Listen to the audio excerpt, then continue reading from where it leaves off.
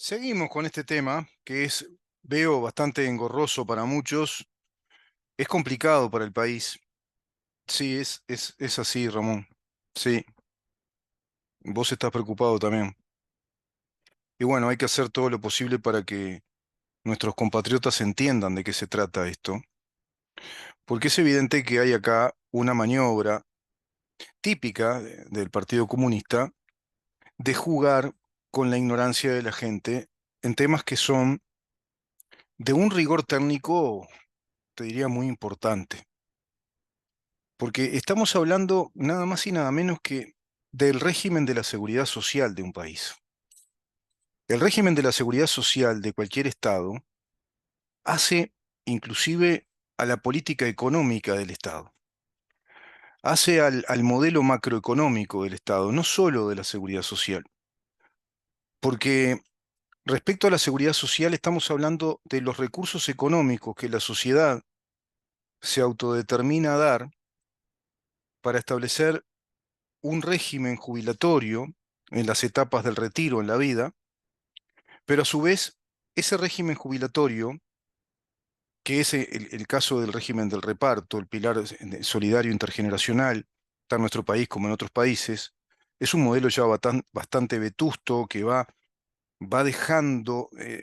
digamos, de aplicarse a raíz de esta nueva ingeniería de un sistema de capitalización de los ahorros, que es un sistema de retiro, es un sistema de capitalización, es decir, de crecimiento de la propiedad privada de los trabajadores para que tengan un buen capital de retiro y a su vez permiten la generación de capital colectivamente, de un capital de inversión que dinamiza, digamos, la inversión en el país, que produce inversión, produce capital, forma capital, que no es tarea sencilla. Es la parte más difícil, que es el punto de arranque para los emprendimientos, para el desarrollo de la industria, para el desarrollo de las empresas, para el desarrollo de empresas tecnológicas, industriales, para el desarrollo de actividades comerciales. Todo está relacionado con el trabajo, con el derecho laboral, todo eso que ha desarrollado el Estado de Derecho moderno y contemporáneo y que va afinando precisamente sus técnicas respecto a modelos que tienden a ser modelos de buena convivencia por un lado, pero modelos de desarrollo económico. Y hasta ahora el único modelo de desarrollo económico que conoce la humanidad es la teoría y la práctica económica del capitalismo, que es la economía del mercado. Es la economía de capitales, es la economía de capitales privados, de formación de capital privado, sobre la base de la iniciativa, la innovación y la creatividad de las personas, a veces de un grupo de personas, a veces simplemente de una persona y de otra, que van desarrollando innovación y emprendimientos para la producción de bienes y para la producción de servicios. De eso se trata una economía de desarrollo. Y por supuesto que tiene que ver también con la sustentabilidad. De nada sirve tener un gran esplendor económico a nivel personal y también a nivel social si al cabo de un tiempo ese esplendor cae estrepitosamente y pasó a convertirse en la nada. Sucede, ¿no? Con personas de pronto que han sido muy exitosas en su momento, que han tenido una gran carrera profesional o artística, pero que luego dilapidaron el dinero, lo tiraron. No supieron utilizar muy bien, digamos, ese momento de auge en su vida, ese momento de esplendor, que es producto de alguna capacidad personal o de algún talento, como incluso nuestra Constitución así lo indica, que es lo único que nos tiene que diferenciar. Ahora, pasa lo mismo con los países. Un país puede desarrollar un gran sistema económico, productivo, y también, por supuesto, todo eso sobre la base de un gran sistema jurídico, de un orden jurídico que ampare esos derechos, que dé que estabilidad, credibilidad, que es la piedra angular del desarrollo de los países, tener un orden jurídico que sea estable y que nos plantee siempre las mismas reglas del juego. De ahí que estemos hablando de un principio sagrado para el orden jurídico de un Estado de Derecho que se precie ser un Estado democrático y republicano como el nuestro, como lo es el principio de la seguridad jurídica. Y en el caso del régimen de la seguridad social, que es, en este caso es un régimen mixto el nuestro, está establecido por ley, que es la ley que formula el régimen de la seguridad social. Y una vez que esa ley se promulgó, se sancionó y se promulgó, como pasa con cualquier otra ley, establece situaciones jurídicas en cada uno de nosotros. La situación de los aportantes en el sistema del reparto, la situación jurídica de los ahorristas en el sistema de la capitalización de los ahorros, y a su vez, eso que es al comienzo opcional, una vez que se optó por el sistema mixto, ya ese régimen pasa a ser obligatorio, y esas personas han desarrollado en el curso de los años, familiares que yo tengo, por ejemplo, amistades que tengo, han desarrollado en el curso de esos años un montón de derechos y un patrimonio acumulativo a raíz de los ahorros que van capitalizando año a año por este sistema de la capitalización de los ahorros. Esos derechos que se han generado bajo el régimen de esta seguridad social, que es bajo el régimen de esta ley. Si acaso una ley de la seguridad social es derogada por otra, todos los efectos jurídicos que ese régimen legal produjo se siguen produciendo ante las personas que están bajo ese régimen de la seguridad social. A eso se le llama ultraactividad de la ley respecto a los efectos que la ley tiene en el espacio-tiempo en materia de derechos civiles, derechos comerciales, derechos laborales y en este caso derechos jubilatorios o derechos de la seguridad social, que es un concepto más amplio que el concepto de jubilación. Derechos jubilatorios, también derechos a los pensionistas, y está el derecho de la capitalización de los ahorros para el retiro. Esos ahorros capitalizables y capitalizados, en este caso por casi 1.600.000 uruguayos, integran el patrimonio personal y por ende son también materia heredable. Son causavientes los ahorristas de los ahorros capitalizables, se integran al patrimonio personal y por ende son, digamos que, derechos heredables, es un patrimonio financiero heredable. 50.000, 80.000, 100.000, 120.000 dólares, 180.000 dólares, más la base del ahorro, todo eso en su conjunto es un volumen patrimonial financiero que van a heredar los hijos y los nietos, y así sucesivamente, porque integran el concepto jurídico de propiedad privada. Por eso decimos que este plebiscito lo que haría es violar un principio cardinal fundamental para nuestro Estado de Derecho, como el régimen de la seguridad social protegido por la estabilidad jurídica necesaria de acuerdo a los derechos que se fueron adquiriendo o generando bajo el régimen de la seguridad social, de la anterior ley y de esta ley, porque se cubren muchas generaciones en estos 28 años de trabajo, de ahorro, de capitalización y de efectos jurídicos bajo estas leyes de la seguridad social. ¿Cómo pensar, en qué cabeza cabe pensar en un plebiscito que permita que la Constitución tenga disposiciones constitucionales que son del rango mayor en el orden jurídico, que no pueden derogarse por ley, que se harían pétreas, y que esas disposiciones planteen el vendaval total de violar esa seguridad jurídica, de violar esos derechos adquiridos durante tantos años, de violar esa estabilidad que es necesaria para que una sociedad pueda prosperar, pueda tener credibilidad como una sociedad civilizada y organizada a modo de un Estado de derecho cuyo modelo político es de república democrática, representativa, con algunos matices como estos que están siendo mal usados, usufructuados por la manipulación político-ideológica del Partido Comunista, que lo que procura con este plebiscito es estropear la Constitución de la República, porque la haría incurrir en una gravísima contradicción. Sería una Constitución que adolecería de disposiciones o artículos inorgánicos que no son coordinables con los artículos que establecen los fundamentos de nuestra nación, los fundamentos jurídico-constitucionales como la inviolabilidad del derecho de propiedad, como uno de los derechos fundamentales en el elenco de los 6 derechos enumerados por el artículo 7, el derecho de propiedad enumerado a texto expreso en el 32, la actividad legítima, el legítimo, digamos, uso de nuestros talentos, de nuestra voluntad de trabajo, de nuestra disciplina de estudio y de trabajo, es decir, el libre emprendimiento personal, familiar, inclusive grupal,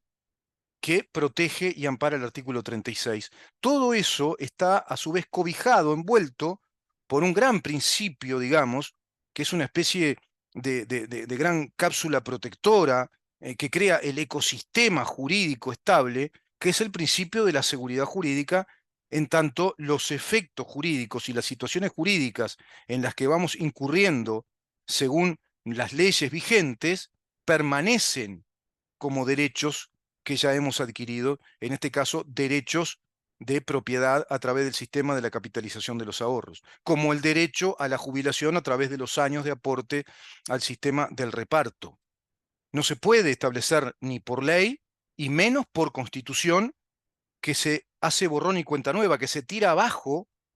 todo ese mundo de derechos adquiridos, de situaciones jurídicas que necesariamente deben ser estables, deben ser permanentes. El Estado de Derecho en sus principios de ordenamiento jurídico,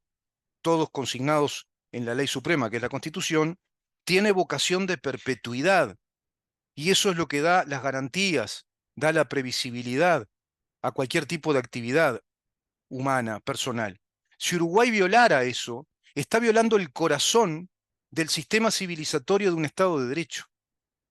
Está violando nada más y nada menos que el basamento, el pilar fundamental que nos otorga esa credibilidad internacional y que nos otorga ese rango inversor. Acá no se trata de visualizar con superchería economicista, y yo te diría más bien con brujería contable,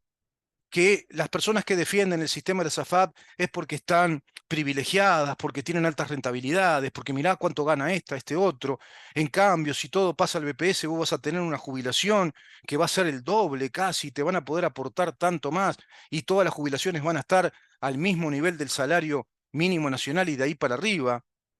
Y todo eso son supersticiones economicistas, son hechicerías o brujerías contables porque no te dan ningún parámetro cierto de que esos dineros, ese nivel de jubilación, sea un nivel aceptable o digno, porque no tenemos a ciencia cierta la bola de cristal para saber si la economía uruguaya de acá a 10, 15, 20 años es una economía más o menos estable o pasa a ser una economía muy inflacionaria, y el Estado mismo te va a decir, mirá, lo que yo te dije que te iba a pagar no te lo puedo pagar. La inflación es galopante, yo no voy a poder ajustar todo el tiempo las jubilaciones al salario mínimo nacional, en todo caso, o me hago el chancho rengo y como Estado no ajusto mucho el salario, no lo ajusto al salario mínimo, lo ajusto muy por debajo de la inflación porque ya es muy alta, y eso quiere decir que nuestro dinero no vale nada. Entonces, nada te garantiza que el Estado cumpla con lo que te dice que va a cumplir, porque el Estado no es productor de riqueza. El Estado no produce fuentes de trabajo, el Estado no está generando riquezas. Y en este caso, con el sistema de la capitalización de los ahorros, se está en estricto rigor bajo la lógica de la productividad del dinero, cosa que el sistema de reparto no hace. El sistema de reparto gasta dinero. El Estado no te ahorra tu dinero y te lo reproduce. No ahorra el dinero que vos aportás con el esfuerzo de todos los días de trabajo y mes a mes, aportando obligatoriamente el tanto por ciento de aquellos que se quedaron con el sistema de reparto por ignorancia, por no entender cómo funciona este otro sistema, y a raíz de que no están directamente, digamos, comprometidos en sus capitales personales, no logran ver, tienen la mirada muy cortita y no logran ver que los están manipulando para que voten robarle a otros compatriotas los derechos que se han generado, que han adquirido con el esfuerzo genuino, honorable de sus trabajos del día a día a través de un cúmulo de años Hay gente que hace 22, 24, 25 años que está aportando a este sistema de capitalización de ahorros a raíz de sus honestos y honrados trabajos del día a día. No se trata de capitalistas. Acá es el volumen de 1.600.000 uruguayos y de 3 empresas profesionales que trabajan y que son incluso transnacionales en ese sentido. Una es de origen colombiano y otra creo que es de origen español, pero son empresas que están dando las rentabilidades que corresponden según lo que el mercado va indicando y obtienen las rentabilidades necesarias que les permiten sustentabilidad como empresas, como fuentes de trabajo a su vez y como sustentadoras de la rentabilidad de 1.600.000 compatriotas que se han ganado ese derecho. Y más allá del derecho que se han ganado los compatriotas, está el derecho que tenemos todos nosotros como uruguayos de tener un Estado de Derecho estable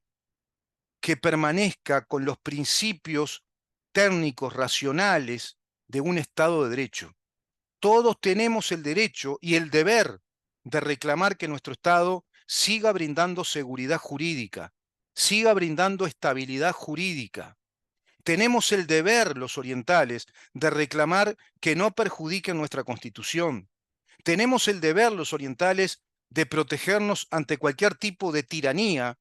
que, camuflándose en el ejercicio legítimo de una actividad, en este caso plebiscitaria, lo que está buscando hacer es estropear nuestra ley suprema, hacerla inorgánica, contradictoria. Es mucho más grande el tema, es mucho más importante, es sistémico. No se trata de la brujería contable de cuánto vas a ganar y que ahora no ganas tanto porque las empresas se quedan con el dinero. Todo eso es brujería en el relato y brujería económica contable que no hace a la verdad. Analicen, estudien más, uruguayos. Traten de leer, traten de escuchar a los que saben, pero no se dejen envolver en la trampa comunista que lo único que indica, en resumidas cuentas, el resultado final de todo este plebiscito y su vocación es plantear descaradamente a los uruguayos que voten, que plebisciten por el robo, por confiscar esos 24.000 millones de dólares, por robar ese dinero que no es del Estado uruguayo, que no es del BPS. Se le va a armar un lío bárbaro. Les están induciendo a votar para que roben, para que perjudiquen a otros compatriotas, para que perjudiquen derechos adquiridos. Los están induciendo a votar para que nos roben a todos los uruguayos, a todos, nos roben la seguridad jurídica, nos roben la inviolabilidad de los derechos fundamentales consagrados por la Constitución, para que nos roben el Estado de Derecho. Están induciéndolos a eso, a votar la revolución comunista, convertir a la Constitución en un documento inorgánico, contradictorio, que incluso va a plantear la necesidad de derogarla porque va a entrar en graves conflictos entre sus disposiciones constitucionales. Se va a generar un estado caótico en lo jurídico, en lo institucional, en lo constitucional, en el régimen de la seguridad social, en la violación de los derechos adquiridos, de los derechos ya generados, en la violación de los derechos de propiedad. La confiscación es un robo que hace el Estado. Confiscar no es expropiar, confiscar es pasar al fisco sin dar nada a cambio, es sacar todo el dinero y el patrimonio que el Estado no produjo, que lo hicieron particulares, y es violar precisamente el amparo del Estado, el Estado como amparo de su población, como protector de todos sus derechos. Y ahí sí se derrumba inmediatamente la imagen del Estado garantista, del rango inversor, porque cae estrepitosamente como caería la fortuna de un díscolo que despilfarra su dinero. Uruguay despilfarraría, tiraría por la borda toda nuestra riqueza, nuestro capital jurídico, el que nos queda. Tiraría por la borda la estabilidad jurídico constitucional, que eso es lo que importa. Y después se va viendo en cuanto a corregir e ir mejorando el sistema de la capitalización de los ahorros. En otra oportunidad voy a hablar de qué se trata el sistema en sí, pero acá lo que está en juego es la seguridad jurídica, la estabilidad institucional del Uruguay. Está en juego nuestra Constitución, nuestra ley madre, nuestra ley suprema, que establece derechos fundamentales inviolables y por este plebiscito serían violados, groseramente violados. Vamos a una pausa.